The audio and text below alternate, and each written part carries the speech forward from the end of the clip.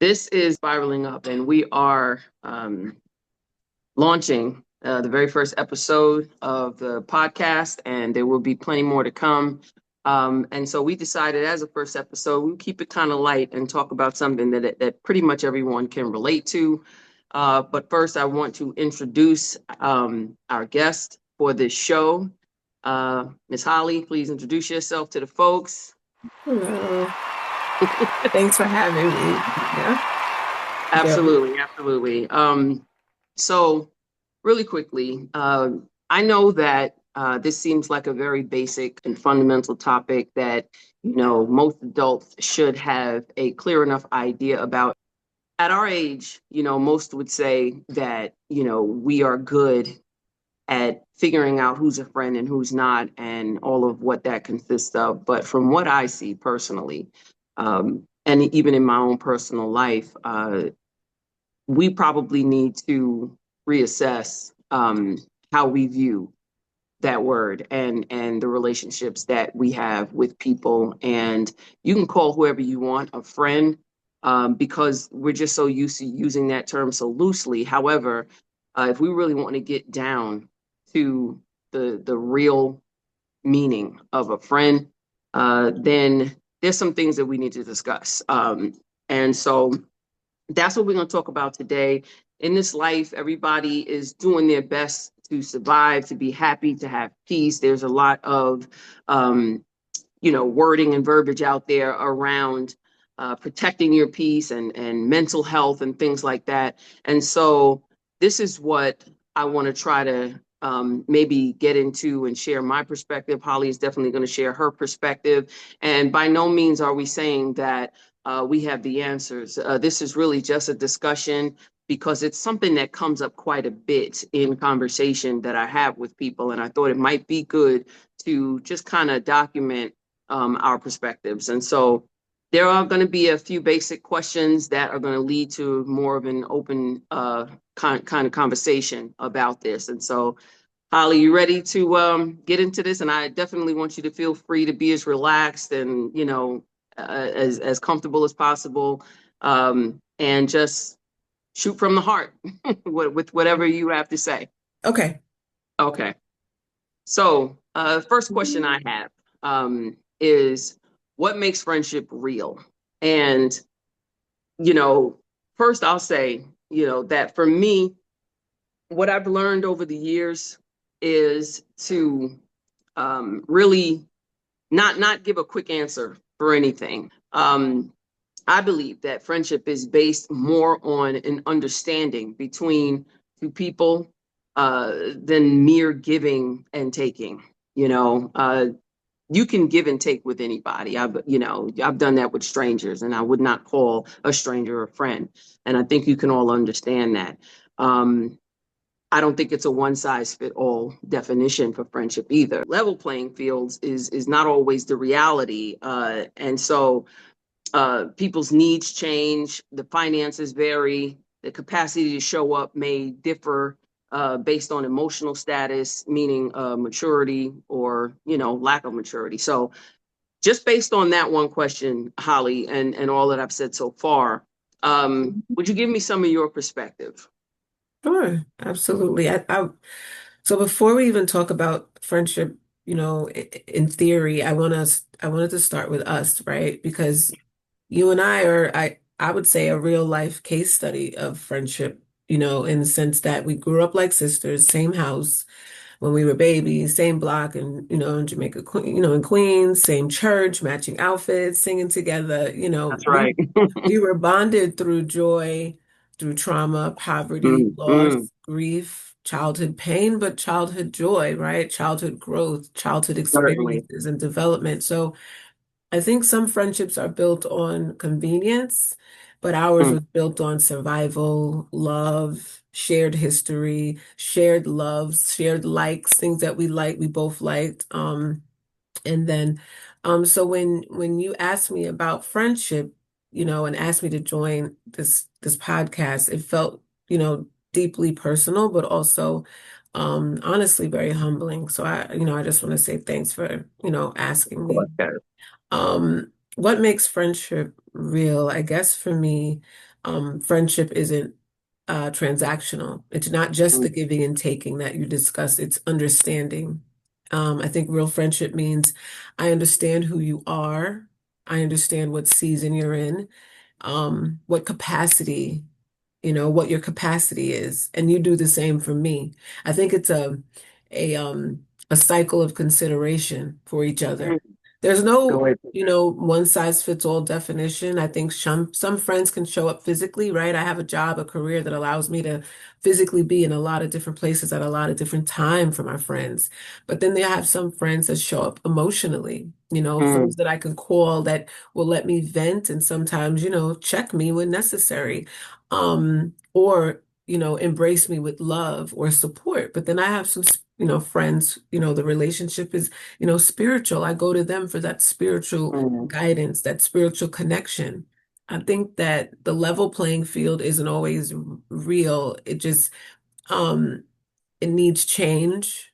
It needs emotional maturity changes. Our finance change in friendship. Our time commitment changes, and I think it's people who love you through those changes. And for mm, me, what matters honestly about those differences is the not pretending that they don't exist, the not pretending that these changes don't exist, and be I think for me, holistically, friendship isn't about keeping score. It's about staying conscious and being present and honest in those friendships where, you and I have had conversations where I'm like, hey, that disappointed me. And, you would give your reason of why you behaved a certain way. And you'd be like, you know what, I'm sorry, I didn't realize, and I've done the same. I didn't know I hurt you in that moment. It's mhm. about I think it's about reciprocal, mutual understanding and mutual love. That's what I think about friendship. That is excellent. And definitely giving allowances, making room for the nuances that, Yes. are very real in something as big a deal as friendship and relationship, period. And that too is a part of being human. I feel like we could all Absolutely. uh, exercise those things, and I think that we would have just better relationships across the board. All right, so and thank you for that. That was Sure. brilliant. So and I'm glad you brought up our history because certainly family can be friends, and those that are not family can be friends. And let me just add this third one: family can sometimes not be friends at all. So Yep. let's just throw throw that out there. Right, because Um, when it's foundationally that mutual respect and mutual love, and if I for me, if I don't get that, family or not, if I practice self-love, then that means sometimes it's the best thing that we are not friends. We right. just happen to be family, and that's okay. Correct. Correct. Hmm. Correct. And so, if I haven't said it already for the audience, yes, Holly is my cousin slash Hmm. sister, Hmm. by blood. I call her sister cousin because we are just that close. Like she said, we grew up, and many times under the same roof, going through the same kind of traumas, happiness, joys, celebrating moments and Yeah. turning points in life. So yeah. Um, so all right. So on to the next question that I have then. Hmm. How does a friendship differ from an acquaintance? Because if I could just say this much, Hmm. there are the opposite extremes where it's obvious that a person is not a friend but just an acquaintance, right? But then as you get closer to the center, the lines could become a little blurred. And so I think that that's the point that I want to discuss. How do you differentiate between someone who is a true friend and someone who is just they have their place as an acquaintance, but you would not call them friend? In my opinion, there are a couple of things, a couple of ways that I gauge that. One, I believe through life tests, and there could be many. Um, Yeah. And some would try to say that it could be based on how much you stay in touch. Now I Mhm. personally don't gauge it by that, but I have heard that, used as some sort of measuring tool to say, okay, we're friends or we're not. So give me your perspective on what you feel the difference is between a friend and an acquaintance, and then we'll dive a little bit deeper. Sure. Yeah, I love this question actually because I've struggled with thinking everyone was my friend. I Mm, struggled with um yes, some could be like a best friend, but I think friends, the evolution of friendship can change as well, right? We have friends we grew up with, um, and proximity as a kid, proximity made it easy for us to keep these friendships because we went to school together. Or as we got older, we developed friendships with people that we worked with. So then they become a really close friend based on proximity. And I think sometimes those friendships that can last when it's not easy to be in the same vicinity, or friendships that last because we might not speak for a few months, but when we talk, we're on the phone for 3 hours, or they just know me. I have friends from, when I was 11 years old, since I've been 11, and we meet once a year together. We're on a group chat, but we don't talk in that chat every week or every other day. It's once a month we do a touch point. And so I think I agree with you on, you know, I don't believe personally that I need to talk to a friend once a day, once a week, or even once a month to consider them a friend or a close friend. But an acquaintance, I think life tests friendships. And I think that's the difference. And the capacity of that friendship. And I think friends are revealed in how we handle disagreements, hardships, mm, grievances, changes in life. And you really, I think friendships are revealed when not everything is easy. I think disagreements show us whether we respect each other's values and morals and spirituality and right. lived experience. But Yes. I think hardships show like emotional availability, right? A friend can hold a space when I'm struggling, and can I do the same without like resentment? And do we talk to each other about each other, right? But I think an Mm, acquaintance for me disappears when life gets real. I think a mm, friend leans in, or at mm, least explains why they can't lean in, right? I love you, House. I'm going through something right now as well, but I'm going to do my best to check in on you. Can you tell me what's going on? An acquaintance kind of floats away when life gets real. An acquaintance, mm, um, I've had a lot of people that I've been through some really hard stuff with together, and we be bonded quickly because mm. we've experienced the worst together. But then as life continues, we kind of drift off. And I think the difference for me and acquaintances, they disappear sort of when life gets when life be life, and Right. yeah. So you mentioned challenges, and when it comes to the different challenges, I heard you mention disagreements, hardships, and grievances. And so, yes, with disagreements, one of the bullet points in your statement was that what's called into question are your morals, your values, your religions, your or spirituality, and your lived experiences. And so what do you mean when you say, let's talk about morals and how they come into play when two people have a disagreement about something? Yeah. Let's talk about that. Um, Now, Hmm. I can try and expound a little bit, give you some Hmm. time to really, gather your thoughts about it. But Hmm. um, so what I'll say is morals. Basically, that's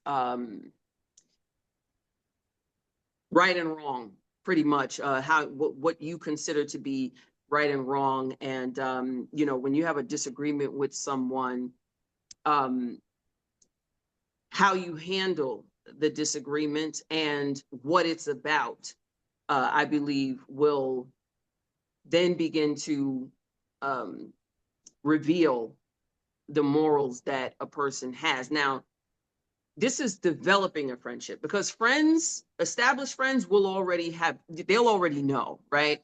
But we're talking about what, when you know to call someone a friend. And so uh, this is before that establishment has been made. So if someone wants to slight someone or do something that is underhanded, dishonest, whatever, and they're sharing that with you as the friend. Maybe even if there's some sort of difficulty with behaviors, maybe you guys hung out together and um, one of you got too twisted or whatever, and you started to kind of behave in a way that was distasteful in the club and things like that. I think that's a good one because it does speak directly to morals and what you consider to be appropriate and not appropriate. So let's talk about that now. You're the friend who's going to nudge your other friend and say, hey, I think you maybe had too much to drink, and or perhaps you should tone it down a little bit because now you may be starting to embarrass yourself a little bit. Let's just say there's a little bit of a disagreement there. How should that discussion look between two friends? Hmm. Um, Hmm. are you still friends if you don't agree on that? Do you feel like everybody that calls themselves friends should have the same basic morals? Or okay, I think that's a better question. So go ahead and talk about that. Well, that's a great question because I think that a lot of my friends, I don't have the same morals and it's funny you gave that as an example because I probably would have been the friend that got tapped, and said, I'm not ashamed to say that at this, tender age Yeah, that I have, that I was in the past right. that friend that people had to tap. And I loved and appreciated the friends who tapped me the next day with love and care. And those are the people that I call friends versus the Mm-hmm. ones that I had in my life who Mm-hmm. laughed about it amongst each other. So for me, I had to make a decision when, I was being pulled to the side, right? When I had a drinking problem, and I'm not afraid to share that, so when I was that friend who got tapped. And I also had friends that I had to tap, I feel as though it's how we address. So there's a couple of questions or points that I can make through that question, right? With Mm-hmm. using the first question was, how would a friend, I would want a loving friend to be loving and approach the conversation with compassion and grace because all of us deserve grace. True. And I think with love, but also to come to me with I'm doing this because I love you and I care about you and not to judge you or laugh at you. I had the friends that laughed at me and that was Mm-hmm. hard.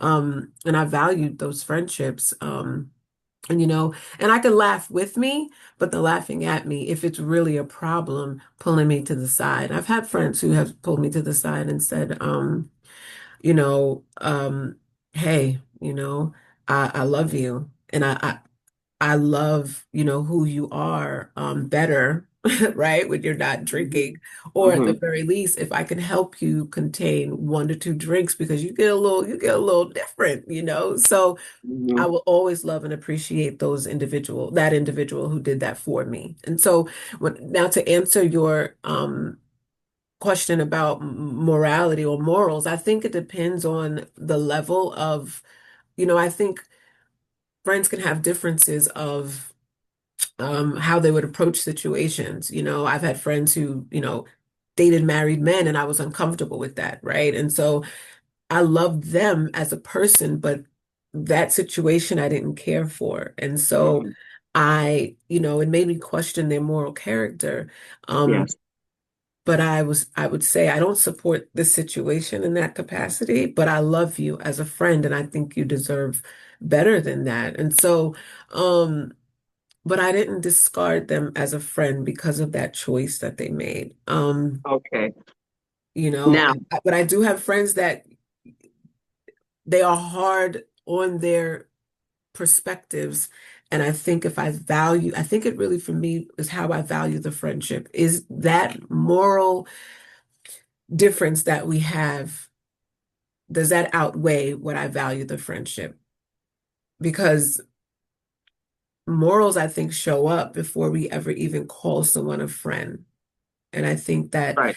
I don't think friends have to have identical morals, but I do think they need to have compatible ones. That's an excellent way to put that. Um, Compatible morals. I agree. Because when you, so for instance, like if two people are friends but come from different religious or spiritual backgrounds, their morals might be a little bit different, Oh, I on have that. paper, so to speak, Mhm. but they can still find harmony between the two of them, some type of commonality that says, yes, we fit together. But back to that, that very specific kind of situation, if you got the friend who's sleeping with the married man or whatever, um, when does it matter how you look because of what your friends are doing? That's a good question. That's a great question. I've been in relationships where my significant other would be judging my friends based on their behaviors and actually, that saying that birds of a feather flock together. And so, I kind of would challenge the person I was in a relationship with to say that, all because that's, how they live doesn't always mean that I live and behave that way, but there is an element from what I can see of conformity can happen, or Mm, those friendships can be my new reference point on how I behave. So as their morals decrease, my moral compass starts to decrease because I'm now referencing, well, I'm not like that. I don't do mm. that. So the bar's lower. As the bar gets lower and lower, Yeah. I see from my experience that I have conformed to, Mm, if I was around friends who, let's say I was practicing abstinence, I really, was deepening my spiritual relationship with God, and I felt that abstinence was something that I needed to do.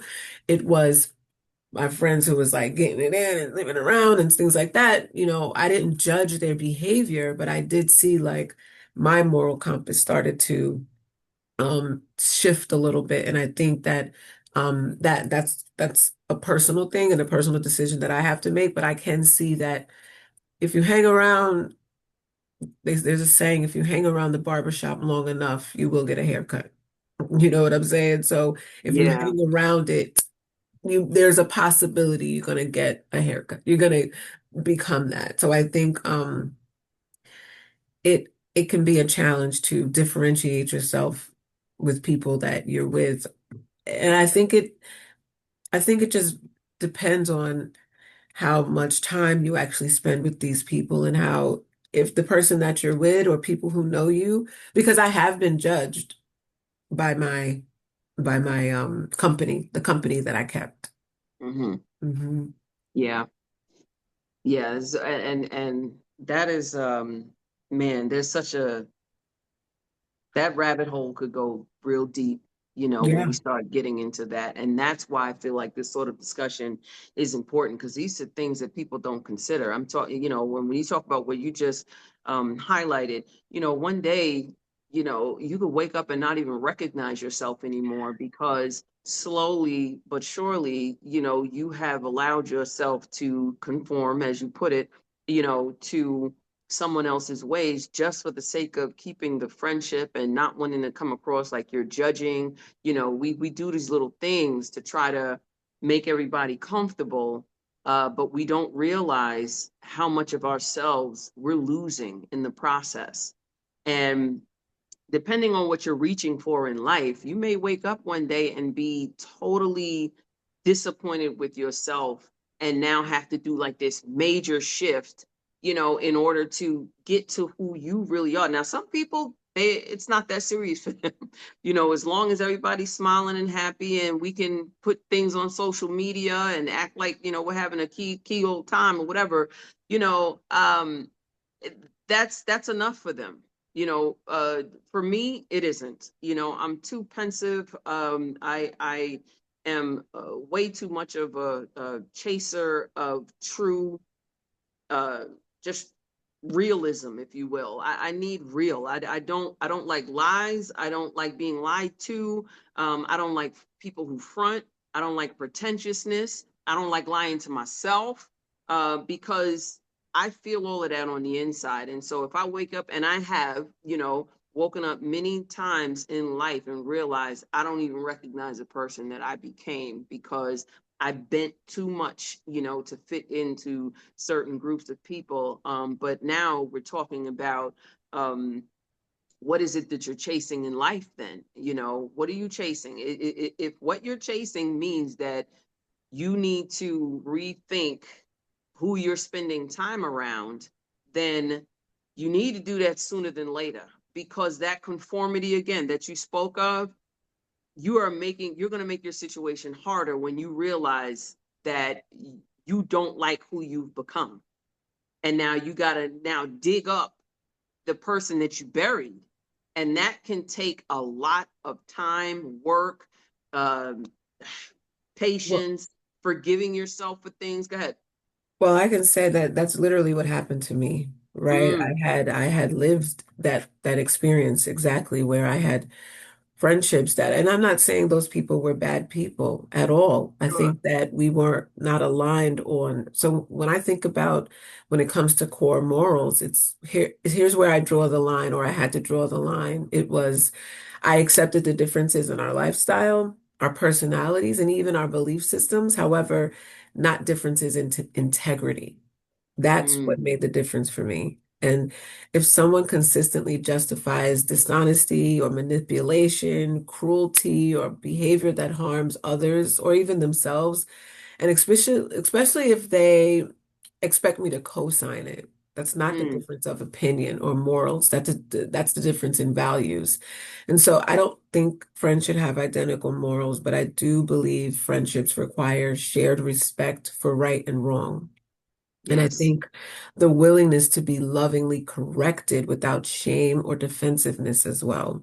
And I that's think big. that's how trust is built. I Yes. think that's how safety is created. So I have friends that we had differences, but it's actually like how I know whether someone is becoming a friend, right? Or they stay an acquaintance because of how through that experience how I'm treated or how we treat each other. So I don't need Mhm. my friends to necessarily live like me.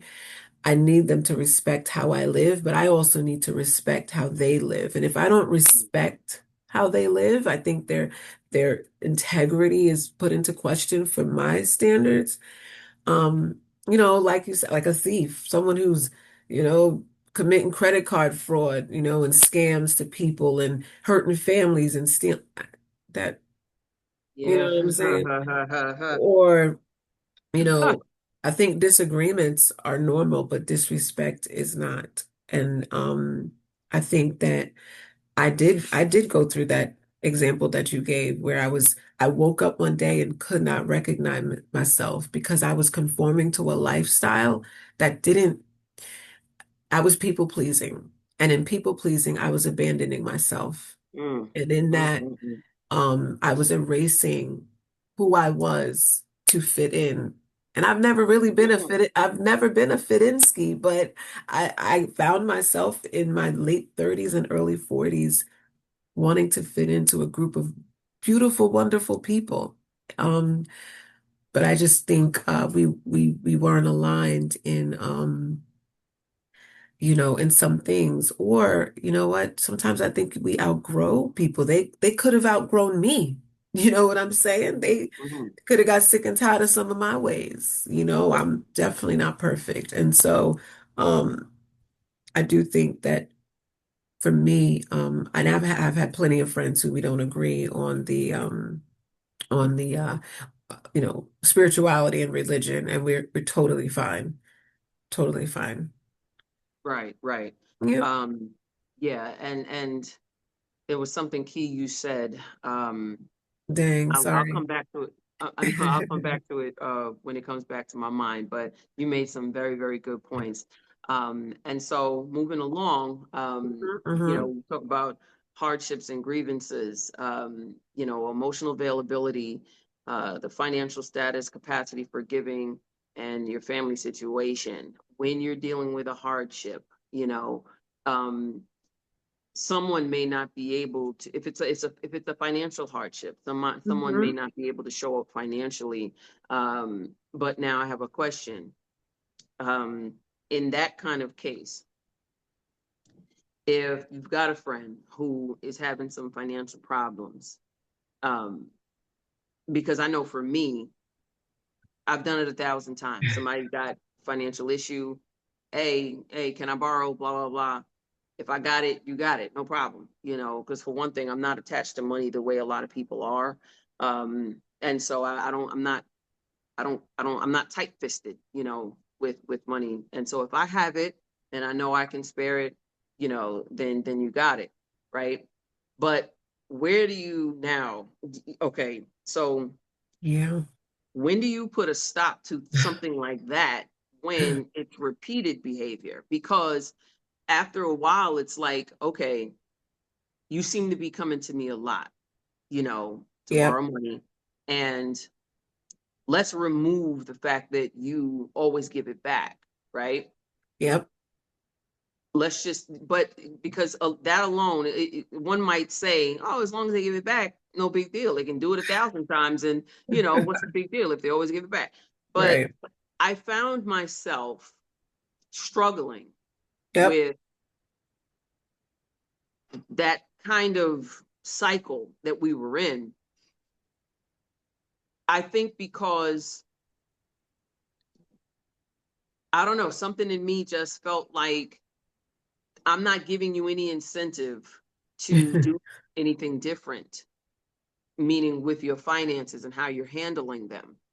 Um, what is really going on and how can I help you fix this problem? Because again, it's that old saying, you know, give a man a fish to eat for a day, teach him how to fish, and he's good for life, you know. So let's get to the root of the problem so that you don't have to continue to have to, you know, borrow money or whatever. So, and that goes beyond just borrowing from me. It's you know, from anyone. Let's see what the problem is. And this was a friend, so you know, or someone who I call friend, and I just felt like this is the discussion we could have.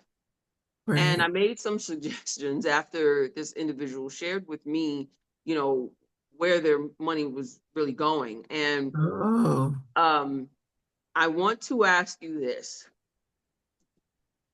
If part of where their money was going was to a savings account, um, what advice would you give if they still needed to constantly borrow money? whoa. So you were funding their savings? I don't know if that's what I was doing, but what I'm saying is, okay, in my opinion, if you have money enough for savings, then there is an opportunity for you to stop borrowing, meaning maybe you need to pause on that so you can take care of your more immediate needs. You know what I mean? And get back to putting stuff in your IRA when you're able to. Because I just felt weird about the fact that you're still able to put money aside for yourself, but you come to me when you run out of money to pay bills. And it was always something that was kind of serious, you know. Uh, so, and I was always there. So that's what I'm saying. It's like how I don't know how to feel about that, but that was my thinking at the time. It just rubbed me the wrong way. Yeah. Uh, you know what I'm saying? So tell me what you think about that kind of situation. Wow. I mean, that's such a real scenario because financial hardships, right, doesn't mean like their lack of character. Hmm. Um, and generosity, I think, is one of, my natural instincts as well as yours. Like, we think like if I have it, I could spare it, so I give, right? And you said it, Yeah. I'm not attached to money in that way. I've always, you've always believed if I've got it, it sounds like if you got it and you can help. Um, but the moment when things start to feel uncomfortable for me, um, I think for me in that situation, it would be like the pattern, right? I wasn't I would say for myself, if I put myself in your shoes, I would come to the realization that I'm not helping someone in a tough moment, but I'm now becoming a part of someone's financial system. Mm. And it's like, Woo. You got a like way of putting things, cuz. Wow. Go I, ahead. Keep going. I think the internal question I might ask myself, is, am I helping you through a temporary hardship? Or am I unintentionally financing a lifestyle or a set of choices you haven't had to adjust, that this person hasn't had to adjust? I can't, I don't think I could be someone's savior. Like, if that's the case, then that could have been your own IRA that you could be saving for. Real talk. I mean, in a sense, because the money does come back to me. Uh-huh, uh-huh. Right. But But that's I what made it think, hard for me to know how to look at it, you know. right, right. That is a very interesting, But listen, that term you used, someone's a uh, part of someone's financial system. I don't want to be like, you know what I mean? right, right. I I you know, think when you there's a say it like way. that, it's like I my first know. instinct was like, Right, right. I think there's a way that you can very respectfully introduce the boundary, right? And you can say, like, maybe what really clarified it for me with this is learning that a part of the money I was lending to you was going to savings, right? And on one hand, my love, I respect saving because that's responsible, but on the other hand, I'm not supposed to be the bridge that allows someone to save while I absorb the shortfall, right? I wasn't helping in an emergency. I was subsidizing your financial priorities. mm, mm, Like, mm. like, you know what I mean? Like, it's hard Yeah. because I think maybe I'd say for myself, what crossed the line for me maybe is that um, if I'm the one providing cash flow so you can fund long-term savings, then I'm no longer being generous. I'm being positioned as your financer. And that for Mm. me is not the role of a friend. Or it needs to come with interest. Or, But exactly. If we're when going you to pay, I do mean, this, because if right, it's like that, then maybe I should get right, paid for it, you know. But right, again, right, realistically speaking, if we're talking about two friends, yeah, no, you don't want to have that going on. You know, it could really make the situation sticky. And certainly when that person then, as it usually does happen, they get really comfortable and decide that uh some type of an emergency that gets in the way of paying you back now takes precedence right, over giving you your money back. And that is what has begun to happen. Where now right, I'm in a dilemma. It's like, okay, I right. already, you know me, I have a hard time saying no to people. But It's that's a that, very uncomfortable feeling for me. but But go that's ahead. where, not to interrupt, I think that's where for us, because I was the same way, and I've been practicing the art of saying no because I learned that my generosity without boundaries Mm, eventually can turn into resentment. mm, And so when I yes. learned that my people pleasing, my inability to say no, that self-abandonment, because I want to say yes to you, but self-abandon me, Mm, um, it turned into resentment. And I was actually, when I look at this pattern similar to that story, I was mad at myself. And resentment is a signal. It's not that you're an unkind person because you've developed. It's about something needs to be rebalanced, mm, restored. And I think that real friendships can be built on real conversations. And even in the saying no, even in the boundary of, I don't have it, right? Because if someone can't have that conversation with us, if they get defensive, dismissive, or even offended by our no, that tells me something more important about the dynamic of our friendship. And I think that oh, when we look at us as people pleasers, that quality, that characteristic can be beautiful, but also damaging.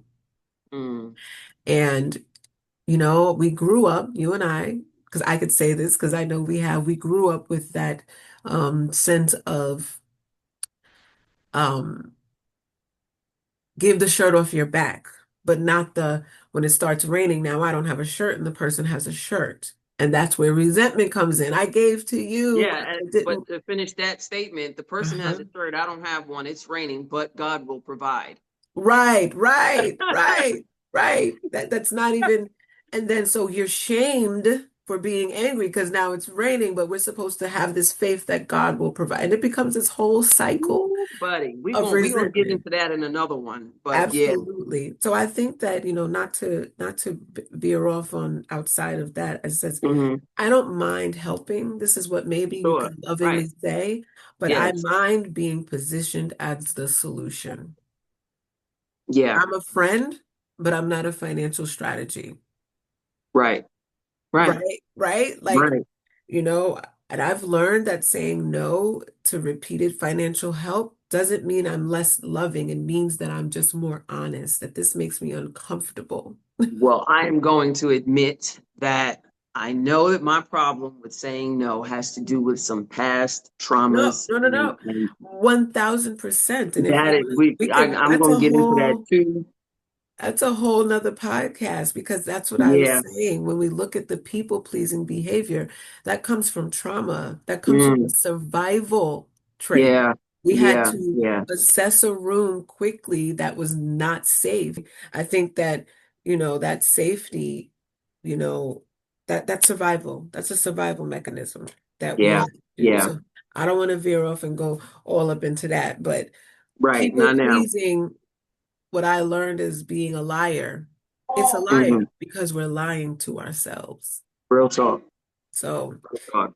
And a lot of people pleasers are lying to other friends who, one thing I noticed is that sometimes people have this set of friends over here, this set of friends over here, and they are very careful never to let them come together. collide, Yeah, come because together. they're Yep. living one life in front of these people, living another life in front of these people over here. And a lot of Absolutely. times, the one that they're keeping a secret is just a single person.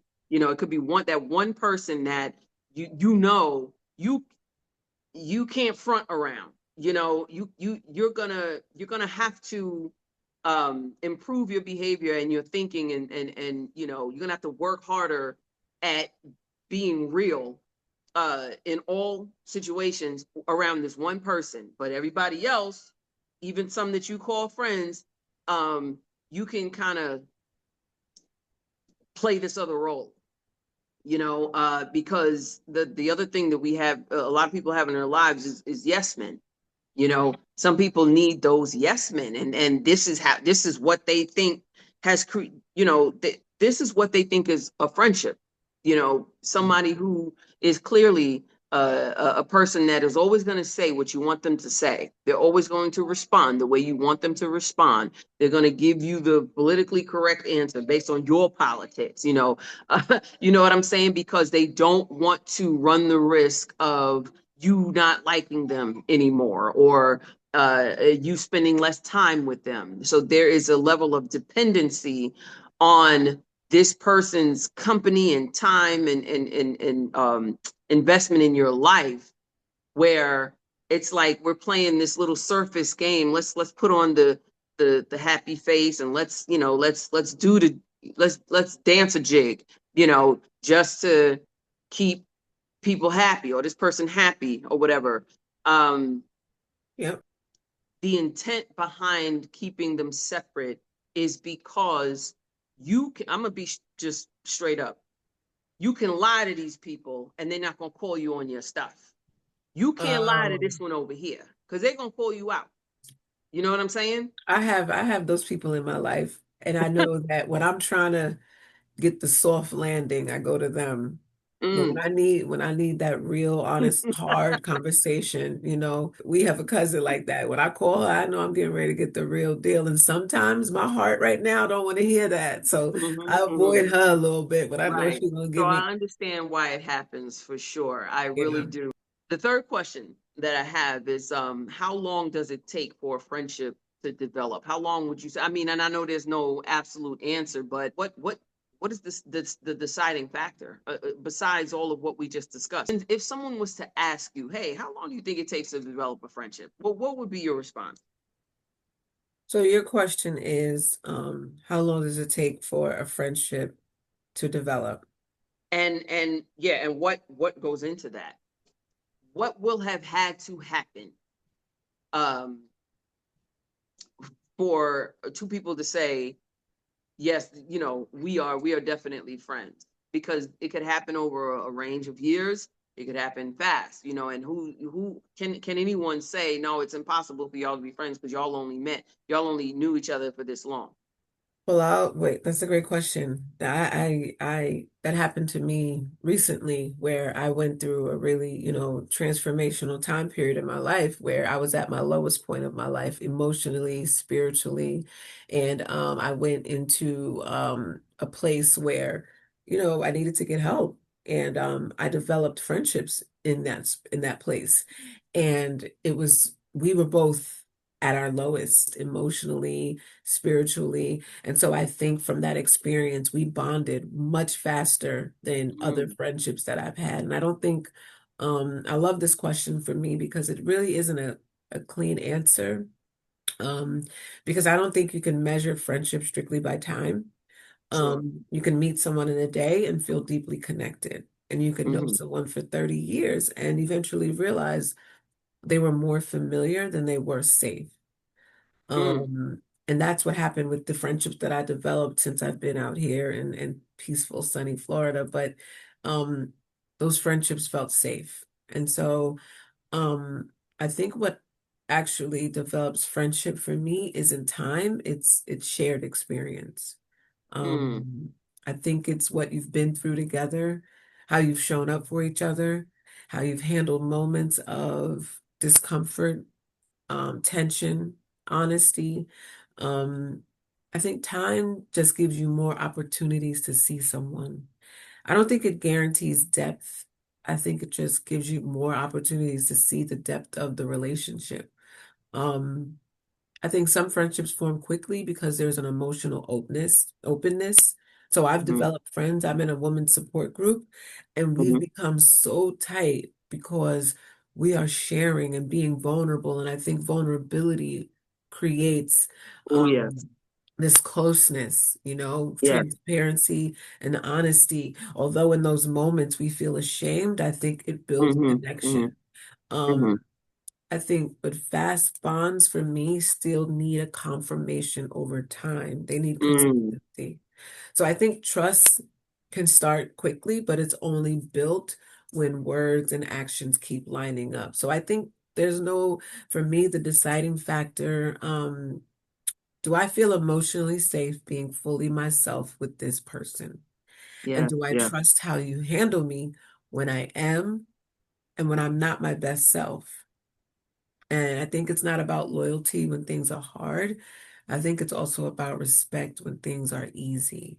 I don't believe frequency of communication defines closeness. I think intention does as well. So, Mm, like, yes. there's usually a moment, right, when something happens, a disagreement, a crisis, or a hard conversation that you have to have with a friend. And I think that's when friends move from acquaintances to becoming my people, becoming my Right. homie, becoming like, oh wow, we got through that moment Hmm. of a hard conversation, and now it's Right. like that. So I think friendships can change over time and Yeah. devolve. Yes. Longevity, I don't think equals entitlement to the title of my friend. That is such a good way to say that.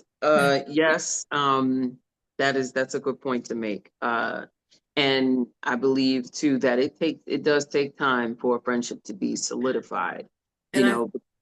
I Hmm. wanted to just add, it takes as long as it takes to build trust, and trust is built through like consistency, honesty, and mutual care, not the calendar.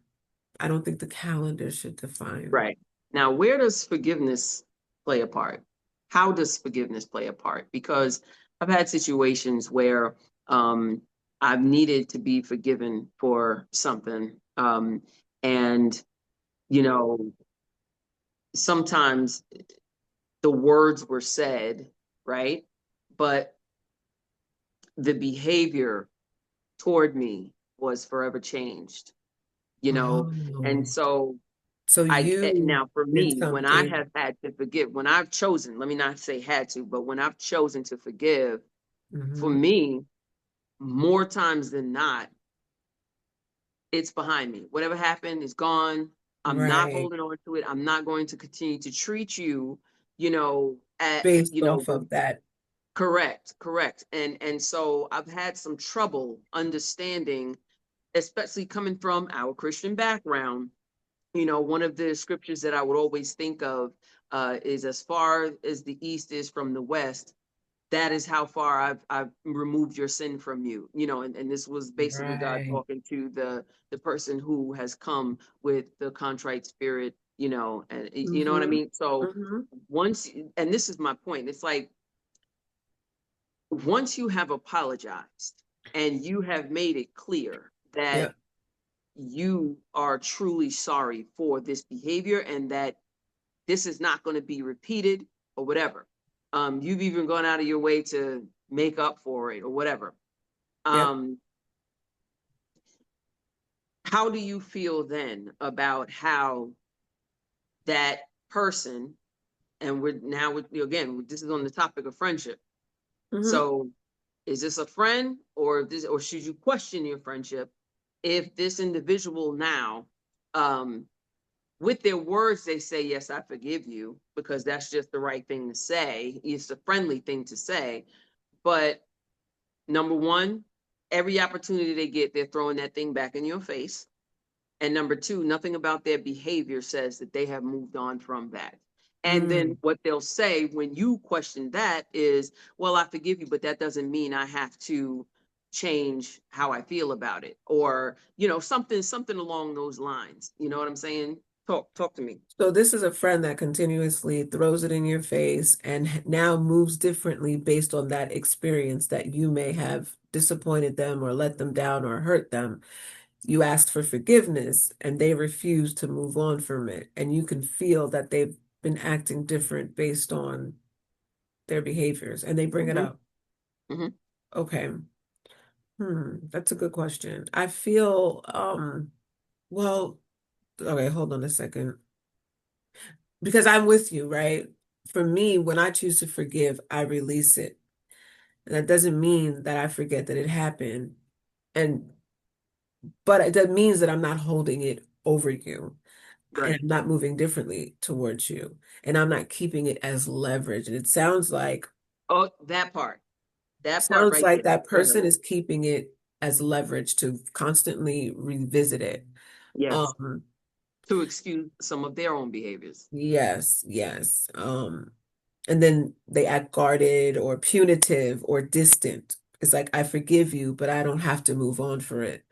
Here's what I learned. Like, someone's still allowed to have their feelings, and I know healing isn't always instant, but if time passes and accountability has been taken on my part and the offense keeps being weaponized, that's Mm, not about processing anymore. That's about control. For me, mm, I mm. take that as the person is trying to control or maybe trying to protect themselves. I'll give them that, maybe. Um, I think I think that a friend may need time, but I Hmm. don't think I don't think they should need perpetual power over your past mistakes. And Amen. that is what is crazy to me. That use of that power Hmm. and to throw that in my face. So I've learned that people will say, I forgive you because it sounds mature, but internally they haven't decided whether or not they want to actually release the pain. Yes. It And doesn't that make it doesn't make them bad people, but it does tell me where the relationship might be limited part, right. And this is because what we we're might talking not be about. aligned. Right. This is what we're talking about. And so um Because for me, forgiveness without movement creates emotional whiplash. that's how I feel. That's how I feel. Um, And I think for me, relationships where accountability leads to restoration, right? You were yes, accountable and you wanted yes, to restore, yes. but it should not be a lifelong indictment. Right. Right. And I sometimes I do believe that it can be about control, but it can also be about that fear that you mentioned. And this is not to make excuses for people like that, but sometimes that fear is based on, sometimes it could be based on their own reflection. You know, who they, it's like that statement, as a man thinketh in his heart, so is he. So let's So see. sometimes we fear things because we fear being treated a certain way or certain things coming to us because of the things that we know we would do. You Right, understand? right. So, or we know the things that we have done. And so I feel like one of the biggest uh, things that people are afraid of is their own crap coming back to them. And Mm. so Deflection. they, yeah, they build up this hardcore wall. And, and then of course, you got social media where everybody's throwing out these, these catchphrases. You got to protect your peace, protect, and all of it. And let me tell you something.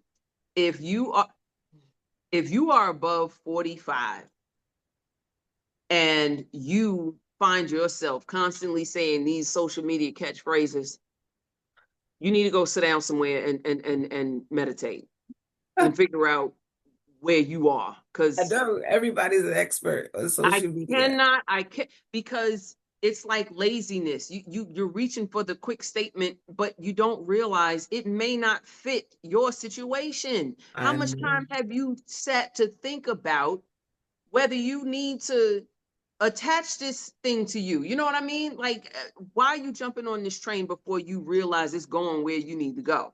And, I and I just, I think just don't get it. and I think to your point about someone who you've asked for forgiveness, you came and showed up accountable, and they're allowed their healing process, right? But I Yeah, believe they're allowed that healing process without you staying in emotional probation. that's Like right. you're held by that situation because they want to use it, they weaponize it. And that's not that's not And the grace. and the excuse many times is that they're just afraid to be hurt again, or they're afraid that this is going to happen again. I feel sometimes I really, because now you got to look at the person's character. Does this person have a history of just hurting you? The few times, and I'm not even talking about huge offenses, I'm talking about the few times where something got a little messed up or whatever, and this person has come and apologized and made it right and changed the behavior.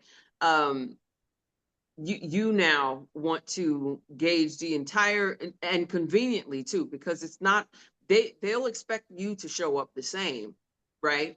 But they get to change whenever they want, and you better not have nothing to say about it, because here comes that weapon that they're holding in their back pocket. You did this years ago or however long ago, so you can't be mad at this, or you can't require this of me. You know what I'm saying? It Right. a lot of times it is used as a source of power for someone. Absolutely. I completely Yeah, agree. And I've been through that. But then that's where I question um integrity and I question alignment of the yeah, friendship.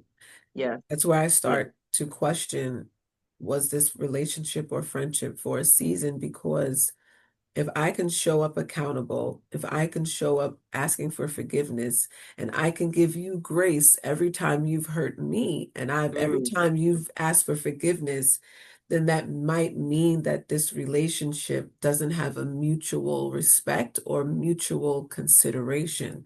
I yeah, consider you, but you don't consider me. And so I think that's where I've had to reassess the the relationship yeah, yeah. and if it serves me. Because if Sometimes I it's hard keep for getting, people. yeah, Sometimes there's still difficulty, because once you know, because I don't think it takes long for a person to realize that they don't fit with this other person. But sometimes now that untethering, it's so hard that very hard. you could begin to make excuses, for the person or for why you feel Well, like, go ahead. well, that's where I begin to look at attachment styles for me. And I start to look at, why am I attached to this individual? What is the loop? What is the cycle? What is the why? What is the Mm-hmm. why? Why do I value this friendship or relationship so much? And then I look at, okay, is this feeding into my history of trauma?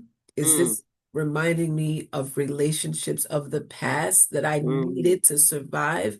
A lot mm, of the friendships that we have in adulthood, from my experience and from my sort of knowledge, um, just from what I've, learned, is that we are mimicking a lot of the first attachments that we developed in our lives, whether it was siblings, whether it was parents, whether it yeah. was, we're actually mimicking those relationships. And so I need to see, okay, I keep continuously, maybe possibly hurting myself in this friendship. Mm, Does this, why? The question is why? yeah. Maybe I would have to visit because I do therapy a lot. I would Yeah. start questioning my why. Why Yes. am I in a relationship like this? Can you help me figure out where this stems from? Because it could be feeding a an attachment loop that I've been held in because of it's familiar. Yes. The Yes. intermittent reinforcement is familiar because that's how I received love as a kid. Right. Intermittent love. So someone showing up for me and then disappearing, or forgiving me and then being distant, loving me and then detaching, might be an indicator that I am mimicking a relationship or a friendship that I developed in my early years from attachment. So we need to discover the why. Yep. Go sit on Sorry. the couch. No, no, Yeah, no. Listen, yeah. I this is tend what to I'm come talking from about. a, This is what the couch is for, you know? yeah, I love And it. I have a lot of sitting to do. As a matter of fact, a lot of this podcast is going to serve as that for me. You know, I am not presenting myself to the audience as someone who is completely healed from all things and just got it right. There's so much, Holly, there's a universe of experiences and things that I have to kind of dig away at to get to the bottom of some of the things that trouble me and have caused me to behave in ways that did not truly represent the woman that I want to be, and things like that. So yeah, it's deep, but But again, how we show up, I think we need to acknowledge maybe that how we show up in friendship and relationship generally stems from our childhood, because that's when our first relationships developed. And so mm, we tend to get in a loop of repeated patterns, because first 0 to 7 years of our life is where our nervous system is developed. And so that's our survival, hmm 0 to 7. So then how we respond and react is generally attached to how we survived in early life. That's very true. And yeah. So reciprocity, right? What makes the scale tip in a friendship? We're talking about the give and take, what balances a friendship. Um, Sometimes it could be 50-50, sometimes it can be, 30-70, just depending on what the person is able to do, right? How they show up, whether it's emotional, financial, whatever. When does the scale tip